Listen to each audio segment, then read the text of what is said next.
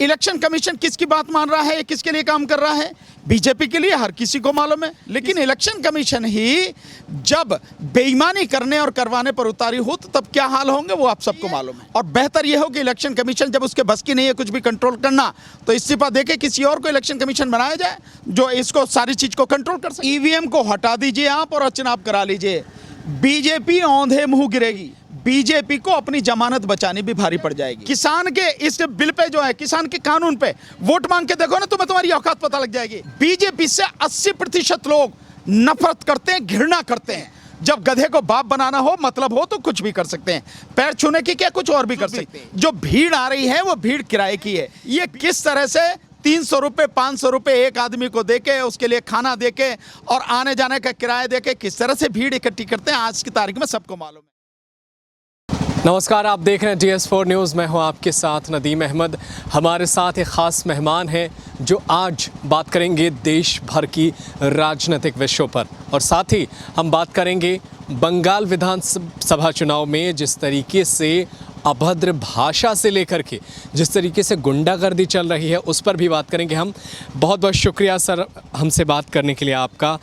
और सर, मेरा पहला सवाल यही है कि बंगाल में जो भाषा का प्रयोग किया जा रहा है उसे आप कैसे देखते हैं? दीदी, ओ दीदी, ये किस तरीके की भाषा है? क्या यहाँ हताशा और निराश नज़र आ रही है एक तरफ? कौन? बीजेपी? बीजेपी से आप किसी सभ्यता की उम्मीद ही क्या कर सकते हैं? बीजेपी जिस तरह से भाषा का इस्तेमाल करती है, जो उसका एक तरीका है लोगों को अपमानित करने का, उन पर व्यंग कसने का, वो बीजेपी वही कर रही है। तो एक बहुत सीधा सीधा मैं ये कह सकता हूँ कि जाकी रही भावना जैसी, प्रभु मुहूर्त देखी तिन तैसी। वो उनका ढंग है, उनका तरीका है, वो उनका स्तर है। वो उस स्तर से ऊपर उठ ही नहीं सकते हैं। सभ्यता की क्या भाषा होती है, यह सामने वालों को कैसे सभ्य तरीके से बात की जाती है, वो उनकी समझ के बाहर है और वो करते नहीं हैं। इस तरह से दूसरे व्यक्ति का वो मोरल डाउन करने की कोशिश करते हैं, ये उनका तरीका है। मोरल डाउन करने की बात करते हैं, लेकिन इन लोगों का भी तो मोरल हाई है सर। जब TMC के घर पर EVM मिलता है तब इनके भी मोरल को तो हाई कर दिया जा रहा है। इसको आप कैसे देखिएगा? पहले तो आप बीजेपी को के घर मिल गया था, विधायक के पास मिल गया था, तो पूरा बीजेपी का एजेंडा नज़र आ रहा था, लेकिन ये भी तो TMC का एजेंडा है। क्या TMC का एजेंडा है? बताएं आप मुझे, क्या एजेंडा है TMC का? उनके घर से EVM मिला है उलुबेरिया में, तो इलेक्शन कमीशन के हाथ किसने बांधे हैं? अगर उनके यहाँ से EVM मिला है तो EVM के खिलाफ में कार्रवाई करे इलेक्शन कमीशन। लेकिन मैं ये कह सकता हूँ कि अगर EVM मिला है तो कहीं ना कहीं उसमें भी षड्यंत्र बीजेपी का ही होगा। जब इसकी गहराई में जाके देखोगे आप तो आपको वही नजर आएगा। बिना उसके संभव नहीं है, क्योंकि ये EVM जो है आखिर कहाँ से रहे हैं? इन पे सब पे जो है कब्जा है किसका? कौन है जो इनको कंट्रोल में रखता है? Election commission. इलेक्शन कमीशन किसकी बात मान रहा है, किसके लिए काम कर रहा है? बीजेपी के लिए, हर किसी को मालूम है, किसी से छुपा नहीं है। तो अगर ये सारी चीजें मिल भी रही हैं तो कहीं ना कहीं इसमें भी बीजेपी का ही हाथ होगा। और फिर भी अगर कुछ भी है तो बाकायदा FIR लिख के इसकी प्रॉपर इन्वेस्टिगेशन हो, जो भी दोषी हो उसके खिलाफ कार्रवाई हो। TMC के लोगों का काम है तो TMC के खिलाफ कार्रवाई हो, बीजेपी का काम है तो बीजेपी के खिलाफ कार्रवाई हो। इलेक्शन कमीशन को रोका किसने? आखिर यही तो उसकी जिम्मेदारी है कि बिल्कुल free, fair and transparent election करवाए। लेकिन इलेक्शन कमीशन ही जब बेईमानी करने और करवाने पर उतारी हो तो तब क्या हाल होंगे वो आप सबको मालूम है। तो कौन रोकता है? करे कार्रवाई, जो भी दोषी हो उसके खिलाफ कार्रवाई हो। अच्छा सर, जब बात आती है कि एक राज्य में सत्ता की, तो पश्चिम बंगाल के अंदर TMC सत्ता में है, लेकिन सत्ता में होने के बावजूद भी TMC के कार्यकर्ताओं को मारा पीटा जाता है बीजेपी के द्वारा। तो कैसा, क्या ये किस तरफ इशारा है कि अगर हम अभी सत्ता में नहीं आए हैं, अभी से हम आपको धमक दिखा रहे हैं अपनी? नहीं, आप इसी से अंदाजा लगा लीजिए कि अभी तो सत्ता में नहीं है वो, तब उनका ये हाल है। और इसका मतलब यह है कि जिस तरह की ये गुंडागर्दी चल रही है, मारपीट चल रही है, इलेक्शन कमीशन क्या कर रहा है? क्या ये इलेक्शन कमीशन पर सवाल नहीं है? आज की तारीख में पूरे प्रदेश का या जिन जिन प्रदेशों में इलेक्शन हो रहा है, पूरा शासन प्रशासन जो कंट्रोल है, कंप्लीट कंट्रोल, वह इलेक्शन कमीशन के हाथ में है। अभी आपने देखा पश्चिम बंगाल में DGP को हटा दिया इलेक्शन कमीशन ने, दूसरा DGP नियुक्त कर दिया, दूसरे को छाड़ दिया। तो जब सब कुछ इलेक्शन कमीशन के हाथ में है तो इस गुंडागर्दी को रोकना और दोषियों के खिलाफ कड़ी कानूनी कार्रवाई करना, ये भी इलेक्शन कमीशन के काम है। अगर इलेक्शन कमीशन इसे नहीं रोक पा रहा तो ये सच है कि इलेक्शन कमीशन ही कहीं ना कहीं इस सारे मामले में इन्वॉल्व है, और या वो पूरी तरह से फेल है। और अगर फेल है या इन्वॉल्व है, दोनों ही तरह से मैं समझता हूं इलेक्शन कमीशन को जवाब देना चाहिए। और बेहतर यह हो कि इलेक्शन कमीशन जब उसके बस की नहीं है कुछ भी कंट्रोल करना, तो इस्तीफा देके किसी और को इलेक्शन कमीशन बनाया जाए जो इसको सारी चीज़ को कंट्रोल कर सके। अच्छा, जब आप इलेक्शन कमीशन की बात करते हैं तो यही इलेक्शन कमीशन जो है कांग्रेस के वक्त कांग्रेस की बात मानता था, यही इलेक्शन कमीशन आज जो है बीजेपी का हो गया है। तो सर, ये तो आरोप जो है इलेक्शन कमीशन को एकदम बीच का बैंड बाजा बना दिया गया है, हर तरफ से बजाया जाता है। नहीं, इसका मतलब फिर आपको इसकी पूरी जानकारी नहीं है। आप देखेंगे कि था एक ज़माना था जिस समय इलेक्शन कमीशन कांग्रेस की बात मानता था, लेकिन कांग्रेस के समय में जब उसको बनाया गया, टी.एन. शेषन साहब को इलेक्शन कमीशन बनाया गया, उसके बाद से इलेक्शन कमीशन का काम करने का ढंग और तरीका पूरी तरह से चेंज हो गया। और अगर सही मायने में माने तो इलेक्शन कमीशन क्या है, क्या उसकी पावर है, किस तरह से वो काम कर सकता है और किस तरह से गुंडों पर नकेल डाल सकता है, ये टी.एन. शेषन साहब ने पूरी दुनिया को समझाया और करके दिखाया। केवल बताया नहीं, करके उन्होंने दिखाया। तो इलेक्शन कमीशन चाहे अपनी पावर का इस्तेमाल ईमानदारी से करे, पूरी ताकत से करे, तो पूरी गुंडागर्दी को रोक सकता है। लेकिन आज की तारीख में इलेक्शन कमीशन टी.एन. शेषन के बाद में तकरीबन 3-4 और जो इलेक्शन कमीशनर थे बहुत अच्छे थे। उसके बाद में जब से ये आए हैं, वर्तमान जो इलेक्शन कमीशन है, तब से पूरा ढर्रा इसका बिगड़ चुका है। और ये इलेक्शन कमीशन जब से आए हैं, पूरी तरह से इलेक्शन कमीशन बीजेपी का गुलाम बन चुका है, उसके लिए काम कर रहा है। तो ये रोकने में सफल है, तो इसका मतलब ये है कि इलेक्शन कमीशन पूरी तरह से नकारा है और सरकार के लिए काम कर रहा है, अन्यथा ये सब कुछ हो नहीं सकता था। अच्छा सर, एक बड़ी खबर आई कि बीजेपी के राष्ट्रीय अध्यक्ष जो हैं जेपी नड्डा, उनकी जो है 3 जगह हुगली की रैली को कैंसिल कर दिया गया। एक तरफ नरेंद्र मोदी ये हवा बना रहे हैं कि 2 मई और दीदी गई, दूसरी तरफ जो है उनके जो है राष्ट्रीय अध्यक्ष का जो है कैंसिल हो जाता है 3 जगह की रैली। और रैली कैंसिल होने की वजह जो है भीड़ की वजह को बताया जा रहा है। क्या बीजेपी जो कोशिश कर रही है बंगाल में, उससे हाथ नहीं लग रहा है? नहीं, देखिए, बंगाल में मैं तो आपको बहुत सीधी कह रहा हूँ, केवल बंगाल में नहीं, कहीं में ही ईवीएम को हटा दीजिए आप और चुनाव करा लीजिए, बीजेपी औंधे मुंह गिरेगी। मुहावरा सुना ना, औंधे मुंह गिरना, औंधे मुंह गिरेगी। बीजेपी को अपनी जमानत बचानी भी भारी पड़ जाएगी। लेकिन ईवीएम से चुनाव होने के बावजूद भी पश्चिम बंगाल में उसकी ये हालत है कि उसके राष्ट्रीय अध्यक्ष की 3-3 मीटिंगें कैंसिल हो रही हैं। साफ है, अगर ये वाली स्थिति आ रही है कि भाई वहाँ जनता नहीं है, तो जनता तो न केवल उनके में, बल्कि अगर आप देखें यहाँ से जो बड़े भारी प्रचारक बन के गए उत्तर प्रदेश के मुख्यमंत्री योगी आदित्यनाथ, उनकी सभा में भी सारी कुर्सियाँ खाली पड़ी, सिवाय सुरक्षा कर्मियों के और कोई नहीं था उसमें। तो हकीकत यह है कि उनके साथ में कोई नहीं है और वहाँ पर दीदी को हराना असंभव है, मुश्किल ही नहीं, असंभव है, क्योंकि उन्होंने वहाँ ज़मीन पर काम किया है। लेकिन बीजेपी अपनी जो ईवीएम और इलेक्शन कमीशन की जो इनके साथ में जो ताकत है, ये जो गड़बड़ घोटाला है पूरा, इसके दम पर चुनाव वहाँ जीतने की लगातार कोशिश कर रही है।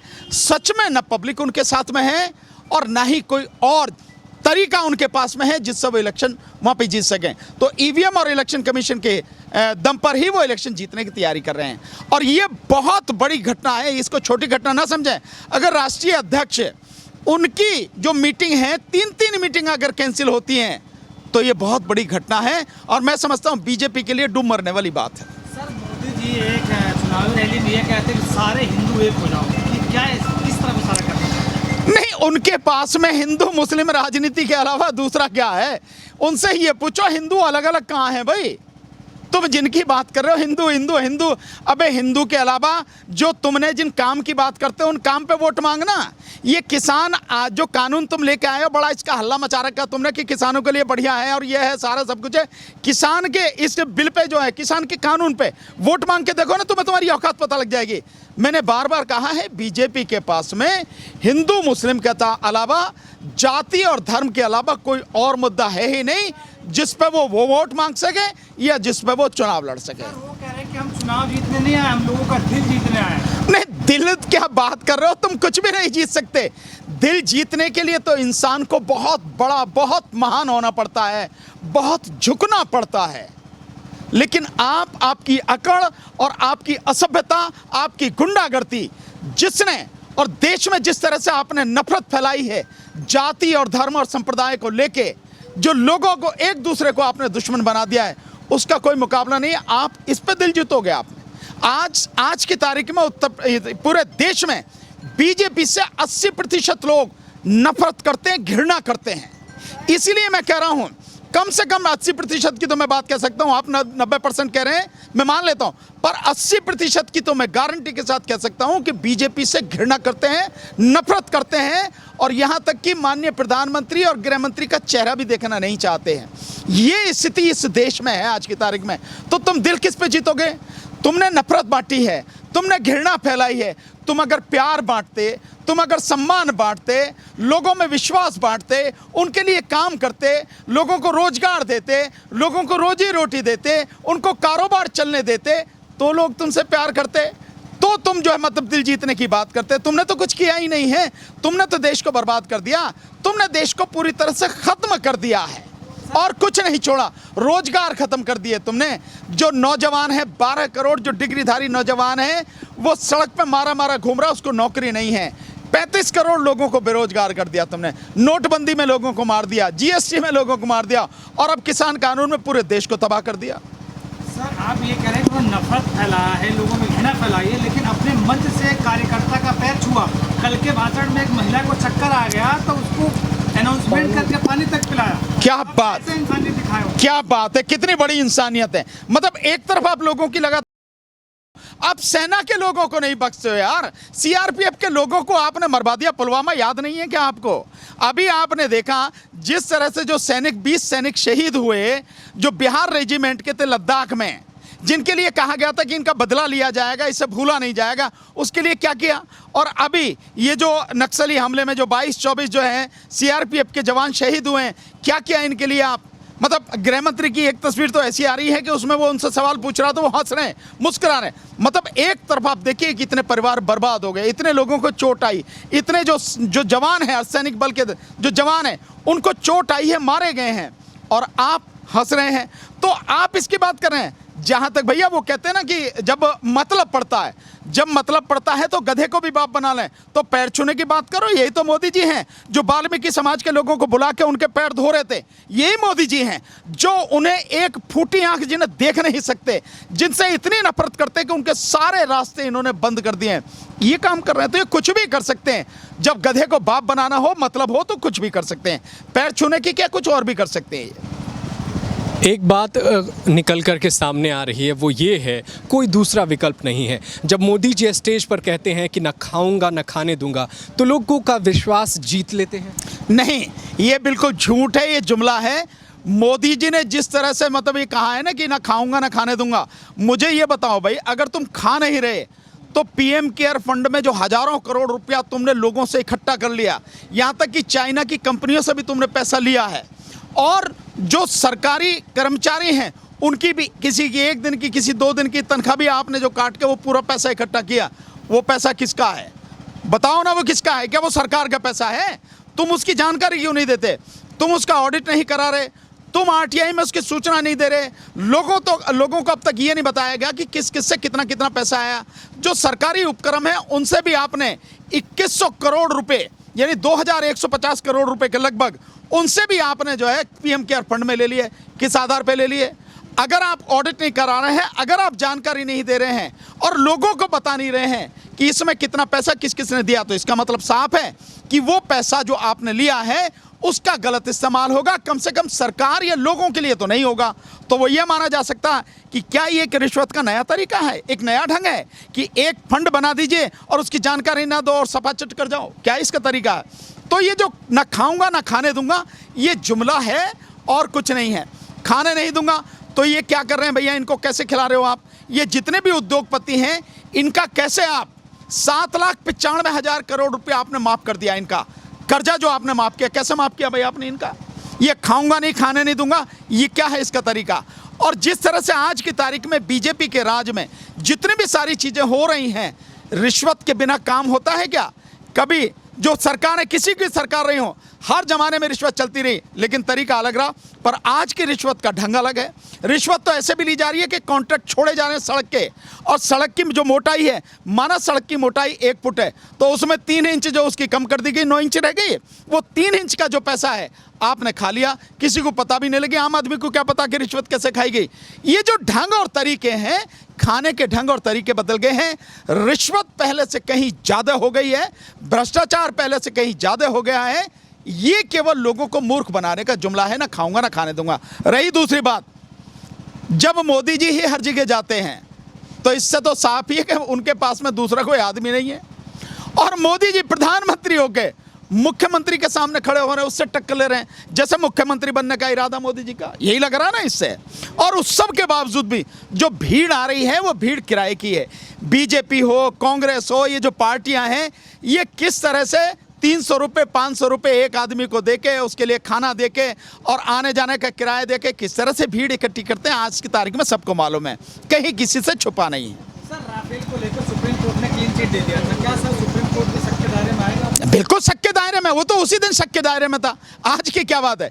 सुप्रीम कोर्ट से क्लीन चिट होने का मतलब ये नहीं है कि इस मामले में बेईमानी नहीं हुई, इस मामले गड़बड़ी नहीं हुई, घोटाला नहीं हुआ, भ्रष्टाचार नहीं हुआ, ऐसा कहीं भी नहीं है। हाँ ठीक है, सुप्रीम कोर्ट के पास में पावर है, उन्होंने कर दिया, ठीक है भाई, ये फैसला अंतिम हो गया। लेकिन इसका कहीं ये मतलब नहीं है कि मामले की सच्चाई जो है वो दब गई है, वो ख़त्म हो गई है। सच्ची रहता है, चाहे कोई कितना भी दबाने की कोशिश करे, और एक ना एक दिन सामने आ ही जाता है। इसी तरह से इसमें भी है कि राफेल में बेशक उन्होंने क्लीन चिट दे दी, लेकिन धीरे धीरे धीरे धीरे राफेल का सच, या यूँ कहो राफेल का जिन बाहर निकल के आ रहा है, और पता लग जाएगी कि आपने उस कंपनी को, जिस कंपनी को जहाज बनाने का कोई अनुभव नहीं है, जो कंपनी उसको ज़मीन दे के आपने एक जहाज बनाने की फैक्ट्री बता दी आपने, और उसको इतना बड़ा ठेका दे दिया, 30,000 करोड़ का घोटाला आप उससे छुपा गए।